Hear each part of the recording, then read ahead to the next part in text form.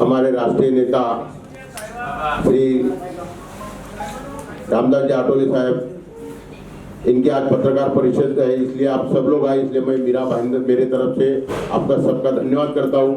वैसे ही आज बड़ी हमारे लिए, आपके लिए सबसे पहले खुशी की बात है कि हमारे राष्ट्रीय नेता आज उनका बिनविरोध निवड है, इसलिए मैं मेरे तरफ से अपने सभी भाइयों की तरफ से उनका फूल का गुच्छा देकर स्वागत करता हूँ।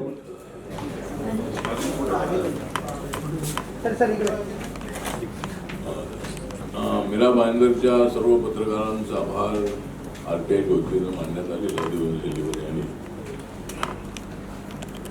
आणि आजचा दिवस असा माझ्यासाठी थोडा काही गडबडीचा होता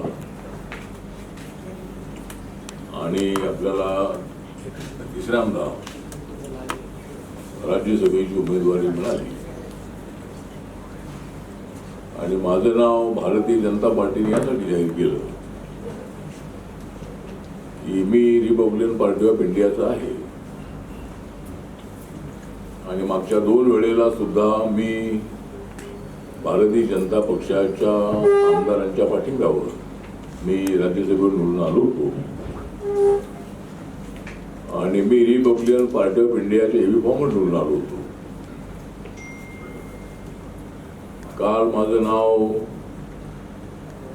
बीजेपीने जर त्यांच्या लिस्टमध्ये जाहीर केलेलं असलं तरी आमदार सर्व त्यांचेच आहे, त्यांच्या पाठिंब्यावर मी निवडून येणार होतो आणि त्यामुळं बीजेपीने एनडीएचा मित्रपक्ष म्हणून माझं नाव काल जाहीर केलेलं आहे आणि आज मी नॉमिनेशन केलेलं आहे।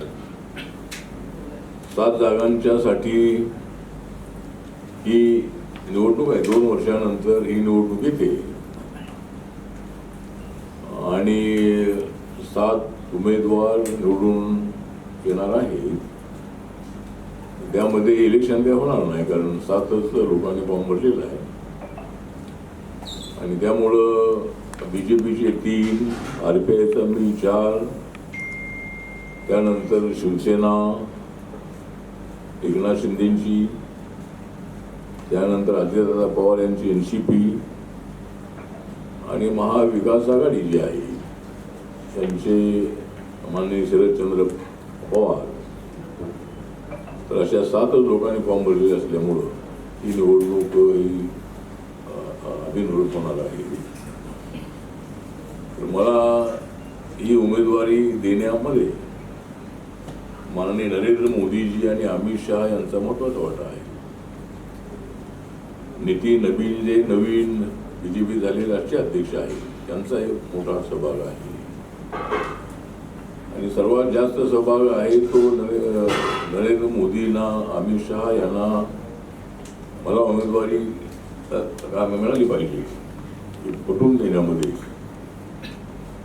देवेंद्र फडणवीस यांना यश आलं कारण रिपब्लिकन पार्टी ऑफ इंडिया चा जो पक्ष माझा आहे तर महाराष्ट्राच्या राजकारणामध्ये गेल्या 30-35 वर्षामध्ये मी ज्यांच्या सोबत जातो त्यांना सत्ता मिळते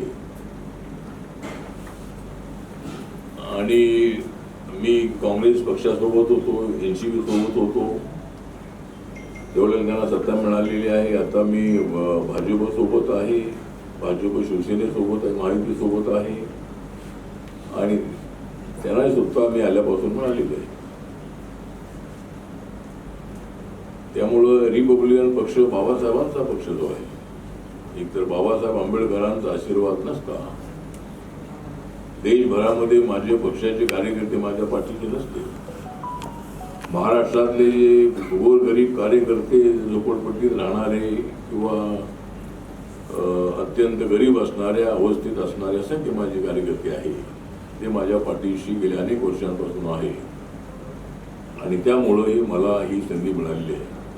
आणि आता माझा म्हणजे माझा पक्ष, माझा ग्रुप आहे तो Republican party of India Athawale in the bracket या नावाने इलेक्शन कमिशन रजिस्टर आहे आणि सध्या माझा पक्ष 28 राज्यामध्ये आणि 8 केंद्रशासित प्रदेशामध्ये माझ्या पक्षाच्या शाखा आहेत अंदमान निकोबारमध्ये, लक्षद्वीपमध्ये, दादरा नगर हवेलीमध्ये, दीव दमनमध्ये अशा अनेक ठिकाणी माझ्या पक्षाच्या शाखा अनेक राज्यामध्ये आहे आणि नॉर्थ ईस्टमध्ये सर्व राज्यांमध्ये माझा पक्ष आहे. नागालँडमध्ये माझ्या पक्षाचे 2 आमदार आहेत, तर माझ्या पक्षाला त्यांना किसानी समोर मिळालेला आहे. त्यानंतर मणिपूरमध्ये माझ्या पक्षाचा एक उमेदवार लोकसभेत उभा होता, त्याला 1.5 लाख मते मिळाली होती आणि त्याही ठिकाणी माझा पक्ष रिप्रेझेंट आहे. त्यामुळं 2 राज्यामध्ये माझ्या पक्षाला त्यांना किसानी समोर मिळालेला आहे आणि आता 5 राज्यांमध्ये ज्या निवडणुका होत आहेत, वेस्ट बेंगॉल, आसाम, त्यानंतर तामिळनाडू, केरळ आणि पांडिचेरी, तर त्या 5 राज्यामध्ये मला इलेक्शन कमिशननी गन्ना किसानी संबॉल निवडणूक लढण्यासाठी दिलेला आहे. तर आता आमचा जो RPI आहे तो अजून 2 राज्यामध्ये जर रेकग्नाइज झाला तर आपल्या पक्षाला राष्ट्रीय पक्षाची मान्यता मिळेल. सध्या देशामध्ये 4च पक्ष नॅशनल पक्ष आहे. त्याच्यामध्ये BJP नंबर 1ला आहे, काँग्रेस नंबर 2ला आहे, बसपा नंबर 3ला आहे आणि 4 नंबरला आम आदमी पार्टी आहे.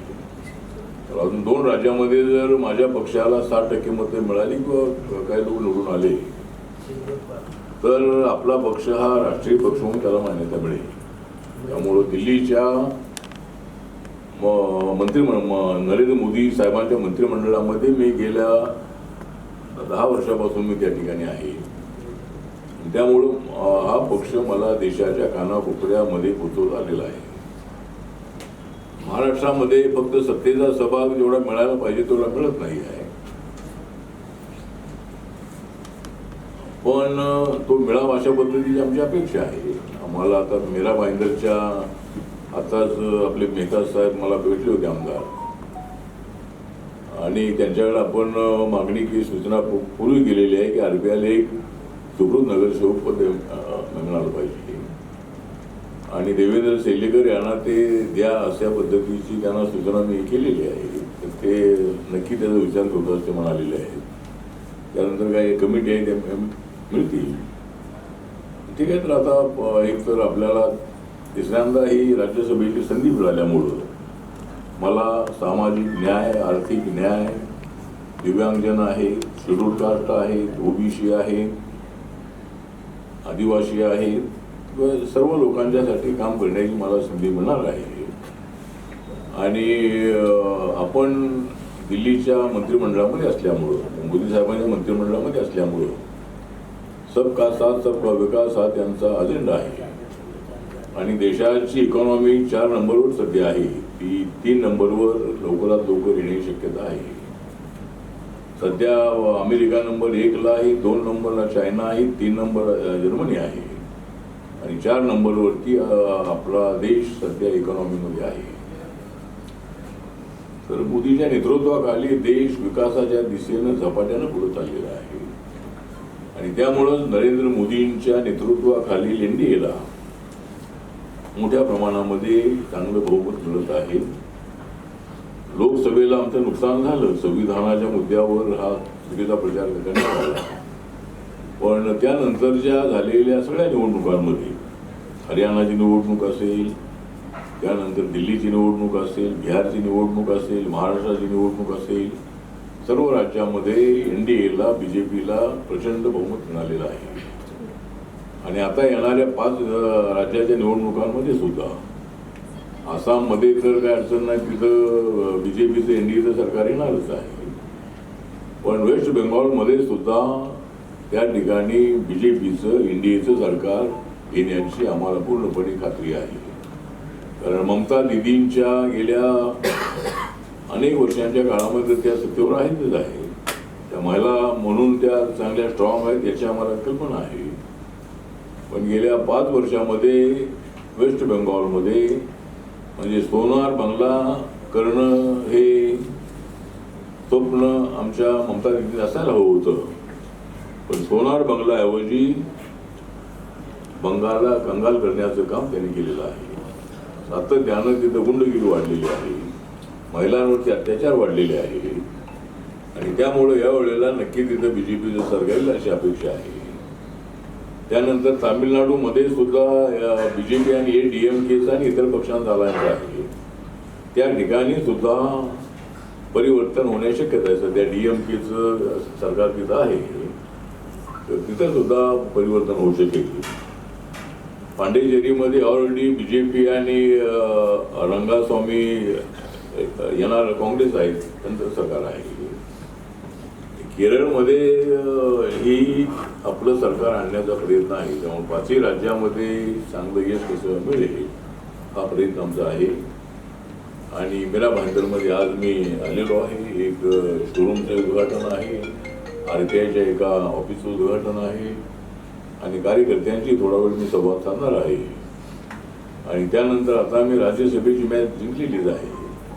आता जी इंडिया बरोबर इंग्लंडची जी मॅच आहे ती बघण्यासाठी मला वानखेडेला लवकर जायचं आहे. आणि त्यामुळं आज इथं आलेलो आहे. तर आपल्या सगळ्या पत्रकारांचं हार्दिक आभार. आणि रमजानचा महिना असल्यामुळं जे आमचे मुस्लिम समाजाचे जे पत्रकार आहे त्यांना मी रमजानची उनको हार्दिक बधाई देता हूँ. और हम मेरी पार्टी जाति धर्म से आगे मतलब हमारी पार्टी काम करती है, सभी लोगों को साथ में लेकर काम करती है. नरेंद्र मोदी जी का सबका साथ सबका विकास का नारा है.